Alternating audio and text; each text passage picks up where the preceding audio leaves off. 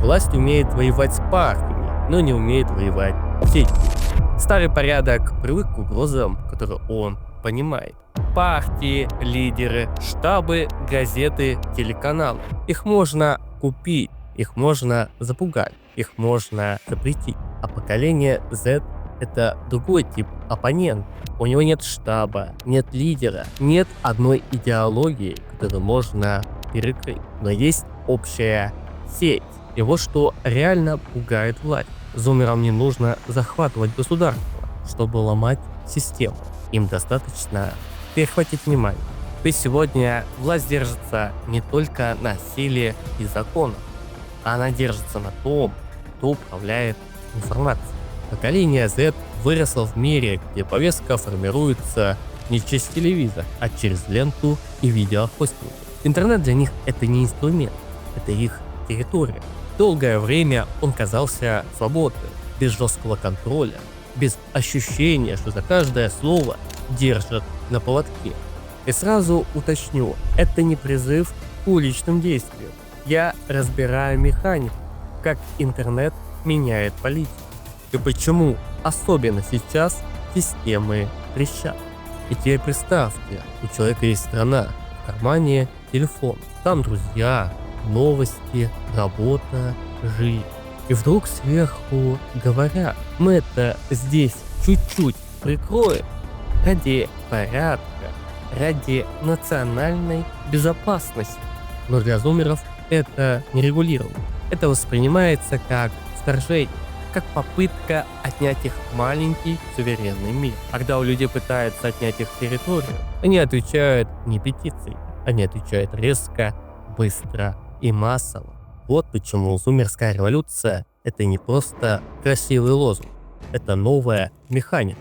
Движение без партий и без лидера, но с огромной скоростью, где мессенджер становится штабом, лента и видеохостинг становятся оружием, а символом, сигналом мы свои. В этом видео я разберу, откуда взялась зумерская революция, почему она работает иначе, чем старые протесты, почему в 2025 году она уже начала ломать системы других стран, и где следующая волна может вспыхнуть дальше.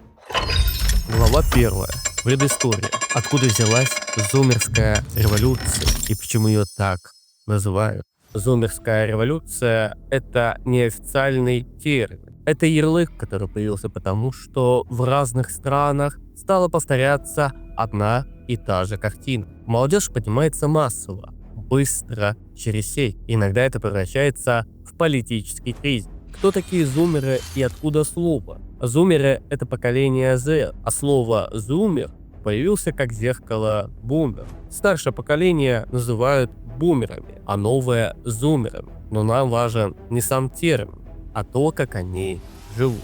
Почему именно Gen Z стал таким коллективным? Потому что у них совпали три основных момента, где вместе они дают взрыв. Первое – интернет как среда жизни. Для них онлайн – это не просто «я зашел в интернет», я живу в интернете.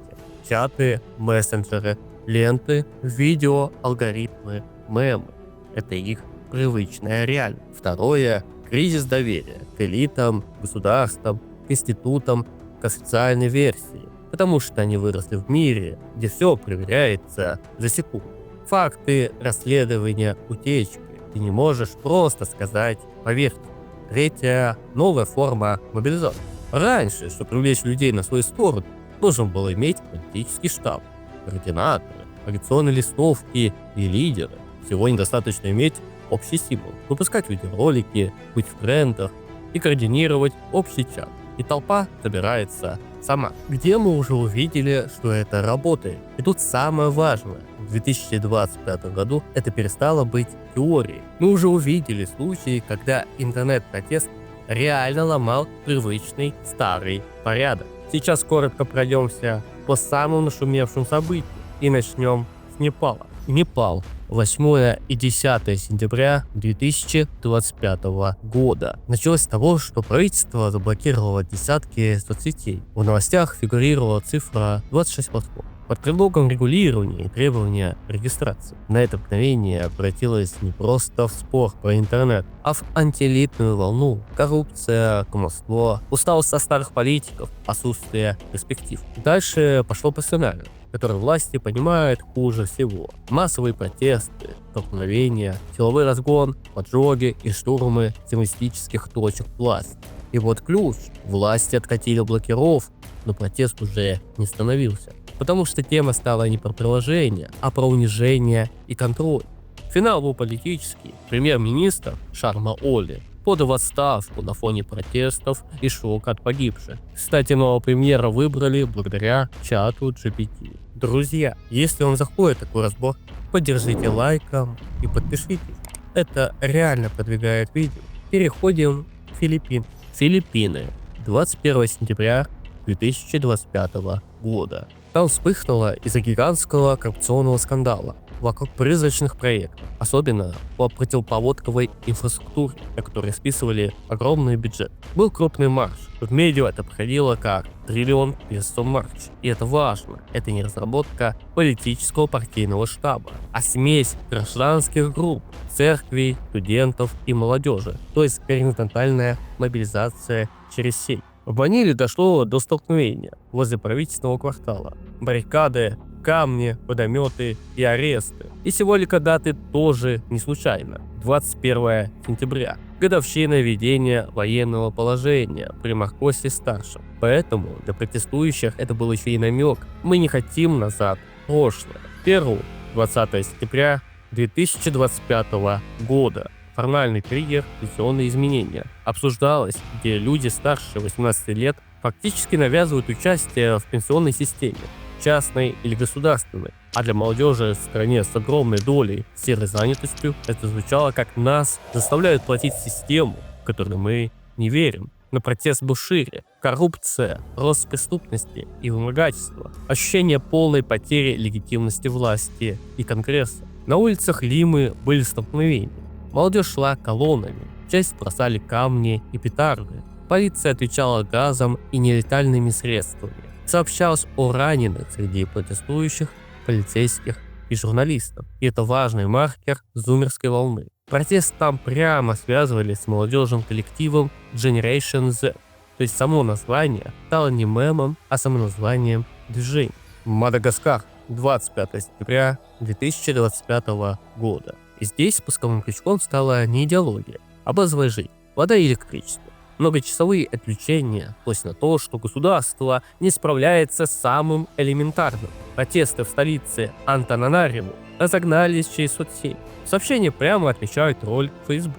Дальше пошли баррикады, камни, поджоги шин, случаи мародерства. Ответ системы был предсказуемый. Полиция и силовики применяли газ и резиновые пули, а власти вели комендантский час с позднего вечера до утра, чтобы срезать улицу.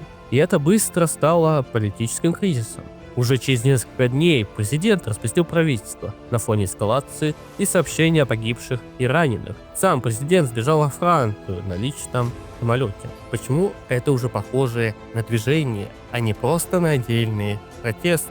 Потому что у поколения Z есть общий язык. Их объединяет разное. Короткие и полноформатные видео в Ютубе и ТикТок. Соцсети и мессенджеры, мемы и символы, репосты и флешмобы. И иногда один и тот же символ всплывает в разных странах, как сигнал «мы свои». И вот вывод первой главы. Зумерская революция – это не про то, что молодежь стала вдруг особенной. Это про то, что поменялась механика политики. Старый порядок привык к партиям и телевидению, а новое поколение делает политику через сеть. Быстро и без центра, с эффектом домино. Глава 2. Последствия. Почему этот феномен бьет по системам и где может вспыхнуть дальше? Теперь переходим к самому важному. Что происходит, когда такая сетевая революция появляется в стране? Старый порядок привык к логике. Если нет захвата парламента, значит режим устоял. Но в зумерской революции главный удар не по зданию. Главный удар по доверию. И когда доверие ломается, власть начинает содержаться только на силе и страхе. А это делает систему нестабильной. Потому что как только где-то появляется слабое место, все, система начинает сыпаться по цепочке. То есть режим может стоять, но внутри он уже кричит по швам. Раньше власть контролировала телевизоры, газеты, митинги. Сегодня власть вынуждена воевать в лень. И это проблема, потому что лента не подчиняется приказу. Ей двигают алгоритмы, эмоции, символы. А это значит, побеждает не тот, у кого правильная программа, а тот, кто быстрее захватил внимание. И вот почему государство часто проигрывает. Оно двигается как бюрократия, а протесты двигаются как вирус. Начинается все с мемов, видео, слухов, определенных символов. И все разгоняется за считанные часы. С коротких и полуформатных видео, в трансляциях, в чатах, в сторисах, везде. И вот здесь ключевое. Попытка закрыть площадку не всегда тушит пожар. Иногда это действует как бензин. Теперь реакцию элит. Они почти всегда действуют одинаково. В случае тревоги власть жмет на 3 кнопки. Первая – это силовой ответ. Разгон, аресты, комендантский час. Вторая – это цифровой ответ. Блокировки, ограничения, борьба с фейками, давление на платформу. Третье – это каптация, подкуп блогеров, заказные ролики и повестка в мессенджерах, чтобы показать аудитории: мы тоже современные, мы тоже в трендах. Почему это иногда срабатывает, а чаще разжигает? Подробнее разберу в 3 главе. Там как раз самая опасная часть. Но вернемся к теме. Как вы считаете, чем отличаются будущие волны от прошлых протестов? Я вам дам подсказку. Искусственный интеллект. Искусственный интеллект — это ускоритель инфополя. Он может штамповать контент, разгонять эмоции, подделывать голоса и видео, создавать ощущение, что все уже вышли, даже когда еще никто не выходил. То есть протест превращается в информационный шторм, а власть иногда даже не успевает понять, что происходит на самом деле, пока улица уже кипит. И именно поэтому в новых протестах первые сутки решают слишком много.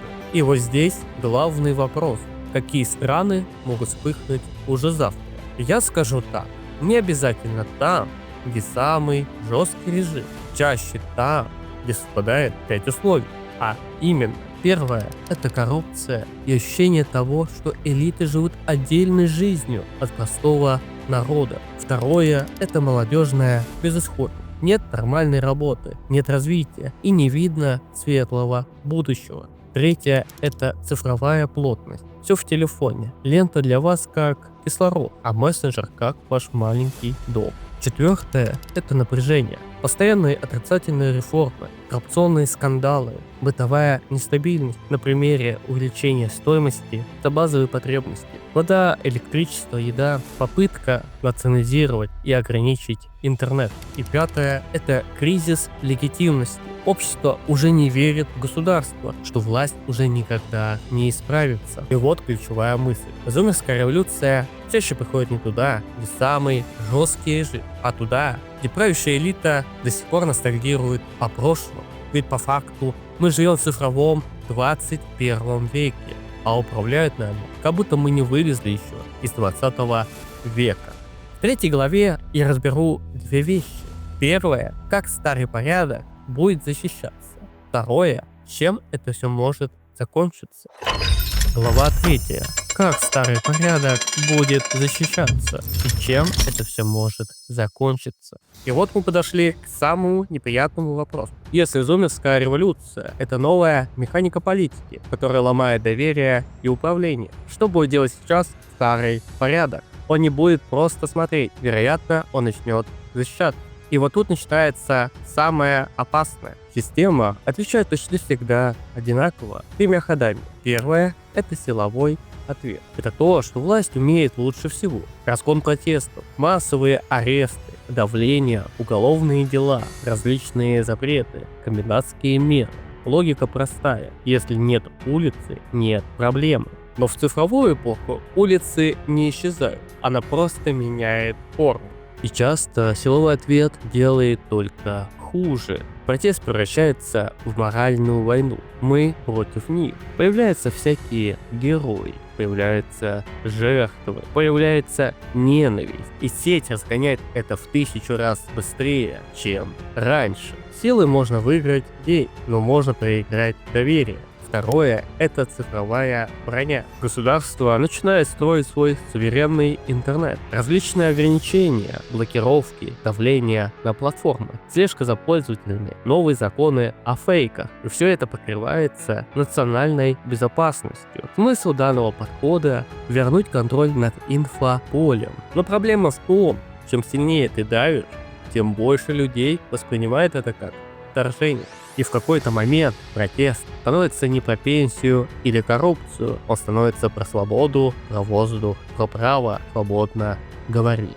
И вот это для власти хуже всего, когда спор о суверенном интернете превращается в спор о свободе в интернете. И третье – это кооптация, это хитрее. Власть начинает покупать инфополе, поддерживать своих блогеров, вбрасывать альтернативные тренды, создавать псевдомолодежные движения, делать вид, что она тоже за перемены. И вот это самая опасная форма, потому что иногда она реально работает. Она не давит протест, она его размывает, разделяет, уводит в сторону. Не победа, а растворение. А дальше развилка. Все идет по одному из 3 сценариев. Первый сценарий – это перезагрузка элит, когда старый порядок не выдерживает давления и вынужден обновляться. Новые лица, новые партии, новые правила. Это самый редкий, но самый здоровый вариант. Второй сценарий – это цифровая диктатура, когда власть делает вывод: если есть опасность в интернете, значит мы забираем сеть. И начинается тотальный контроль. Цифровая полиция, закрытие различных платформ и фильтрация, что является суверенным интернетом. Снаружи кажется, что государство победило, но внутри оно становится все слабее. И это и есть главный эффект. Третий сценарий – это затяжная турбулентность, когда ни власть не может вернуть полный контроль, ни протест не может довести дело до конца. И страна входит в режим постоянного хаоса.